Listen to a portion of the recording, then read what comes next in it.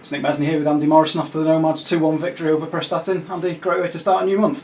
Fantastic. You know, it's there's not many teams, I think, in this league that would have won that game tonight. They might have drawn it, but the way Prestatyn played and the way their energy and their desire to get something out of the game, there's not many teams that would have stopped them tonight.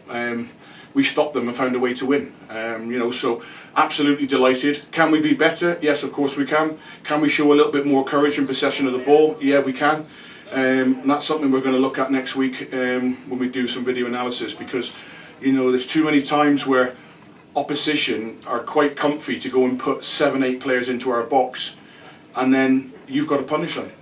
You've got to punish them and make sure that when you win that ball back on the next phase of the attack, they're thinking, hang on, maybe we'll put 5 in this time because they're going to counter and hurt us. But why you're not hurting them, why you just keep kicking the ball to nobody and don't show a bit of quality and step forward with the ball, which we did better at Barry, you know, it's going to be hard. I totally understand that the emotions of the game in the last 10 minutes when you're winning are to defend deep and look after the ball. But you know, we can make these nights a lot easier for ourselves if we could just make the right decision and the right set ball. You know, too many times we look to set a ball that could be some quality going forward, and we set the ball 10 yards too deep.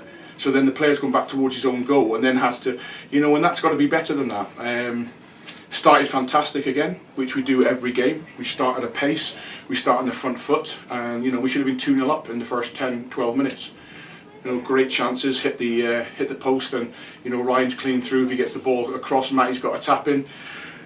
But you know, we didn't score them, and then you know, like I say, great credit again to Prestatyn, because you know, I thought every one of them to a man was outstanding tonight. You know, yes, do they roll around on the floor screaming and crying for, you know, it's something that creeps into the game, and you know, you can call me old school, but there's no way I ever would stay down on the floor holding my face if I wasn't hurt. I'd be too embarrassed. I couldn't go and look my father in the eye after a game.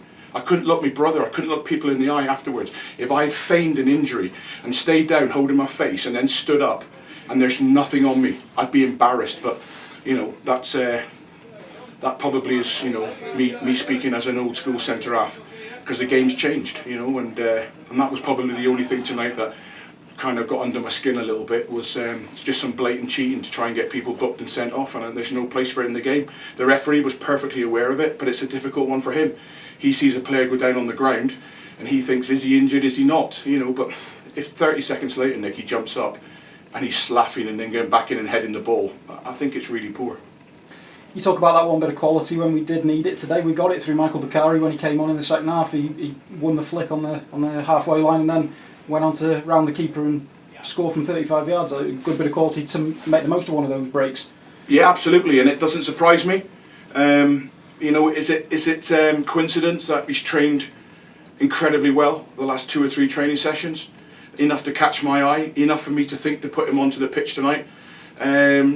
You know, it is, because that's the way he's been in training, that's the way he's gone about his stuff. Everything he's done is had an intensity and aggression to it, and he's shown me that he wants to be part of the group. He comes on tonight, and it isn't coincidence that you score. You know, you get back what you put into football. However hard you work, you get the rewards for that hard work, and tonight he got the goal.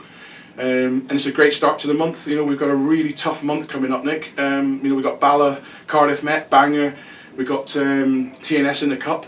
You know, but it'll be on the back of a fantastic month last month. You know, I think we're the only team in the Welsh Premier League that played 6 games last month.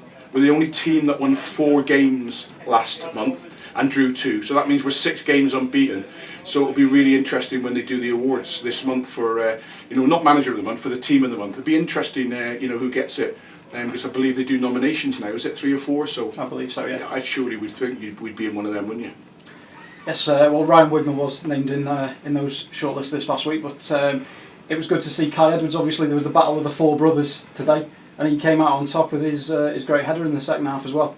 Yeah, it was a good set play into a great area, you know, and you know, I don't think it's really him coming out on top, because I thought all 3 of his brothers were fantastic tonight, you know, with their energy and their desire and their work rate and their aggression as well. Was terrific, you know, but it's, like I say, you know, we're joint top of the league tonight, and it isn't coincidence that we keep getting results. You know, Connah's Quay do something right, and when we improve those areas with the ball, when we show a little bit more productivity in possession, you know, those results will come a little bit easier. Because I just still think there's a lot more to come from us, and you know, I think it'll be a week next week for video analysis without a shadow of doubt. You know, because you can go through training sessions, you can show people in phases of play, but I think video sometimes, you know, tells the story really. And I think, you know, I can show the lads things next week where they might just say, yeah, you're right, you know, I could have shown a little bit more quality there, I could have been braver, you know, my decision making was poor there, I could have gone forward instead of going backwards. And but you know, it's a fabulous night, because on a night like tonight, you know, it's made for football and that kind of atmosphere. And you know, and I thought it was a terrific game of football. Yeah, it was kind of like the Alamo the last 10 minutes, you know, 4, 5, 6 corners, and fantastic, you know. And I'd have loved to have been in there in the 6-yard box heading all those balls out of the box. We've been right up my street, but the lads did fantastic, and you know, and we're joint top of the league, so you know, we're doing a lot of things right, Nick.